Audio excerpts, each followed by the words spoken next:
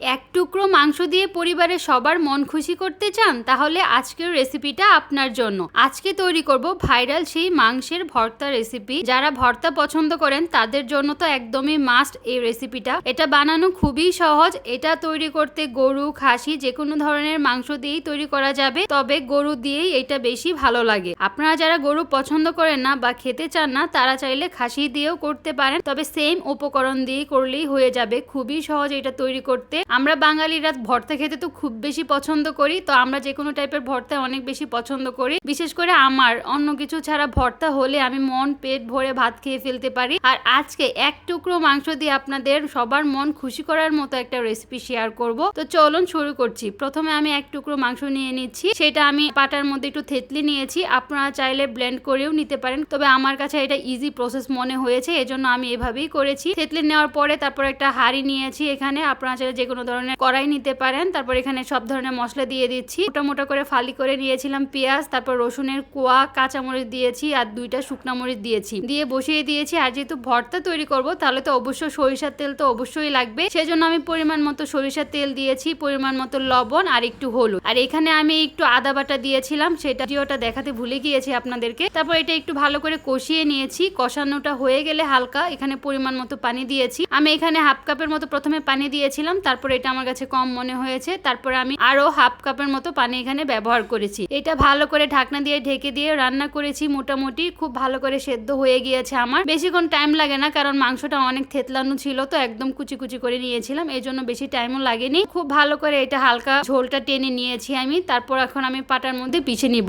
আপনারা চাইলে এটা ব্লেন্ডারে ব্লেন্ড করতে পারেন, যেভাবে ইচ্ছা সেভাবেই করতে পারেন, তবে পাটার মধ্যে ভর্তা বেটে করে খেতে খুব বেশি মজা লাগে। এটা বাঙালির ঐতিহ্য। আমরা বাঙালিরা আগে তো এভাবেই করে খেতাম, আগেকার মানুষরা, তবে আমি আজকে এভাবেই করেছি। ব্লেন্ডারে থেকে পাটায় বেটে যে কোনো ভর্তা করতে খুব বেশি ভালো লাগে। তো আমার সম্পূর্ণ বাটাবাটি হয়ে গিয়েছে। এবার আমি যেই কাজটা করব, এখন আমি মরিচ ভর্তাটা করে নিব। এর জন্য প্রথমে আমি একটু পেঁয়াজ কুচি, রসুন কুচি, 2টা কাঁচা মরিচ, 1টা শুকনা মরিচ, এই সবকিছু ভালো করে হালকা একটু ভেজে নিয়েছি। তারপর ডলে ডলে সবকিছু একসঙ্গে মিশ্রণ করে নিচ্ছি। আমার যে মাংসের পেস্টটা তৈরি করেছিলাম, বেটে রেখেছিলাম, এটার সঙ্গে এটা খুব ভালো করে মিশিয়ে দিচ্ছি। আমার ভর্তা একদম পারফেক্টলি তৈরি হয়ে গিয়েছে। লাস্টে যদি মরিচ ভর্তাটা আপনারা এটার সঙ্গে মিশিয়ে খান তাহলে আরো বেশি মজা লাগে। দাঁতের নিচে একটু একটু মরিচ ভর্তা ফালি একটু একটু চাবিয়ে চাবিয়ে খেতে খুব বেশি মজা লাগে। আমার তো এভাবে ভালো লাগে। আর আপনারা চাইলে জাস্ট পাটায় বেটে যেটা হয়েছিল মাংসটা, ওইটা দিয়েও আপনারা খেতে পারেন। অনেকে ওভাবেও খেয়ে থাকে, তো আমার লাস্টে দিয়ে এই মরিচ ভর্তার সঙ্গে মাখিয়ে খেতে খুব বেশি ভালো লাগে। তো আমাদের বাসা সবাই তো অনেক বেশি পছন্দ করেছে। আপনাদের কেমন লেগেছে অবশ্যই কমেন্ট করে জানাবেন। খুব সহজভাবে দেখানোর চেষ্টা করেছি। আর এক টুকরো মাংস দিয়ে যে এত মজার একটা রেসিপি তৈরি করা যায়, আমাদের বাসার তো কেউই জানতো না। আমার কাছে দেখে সবাই সারপ্রাইজড হয়ে গিয়েছে, সবাই অনেক পছন্দ করে খেয়েছে।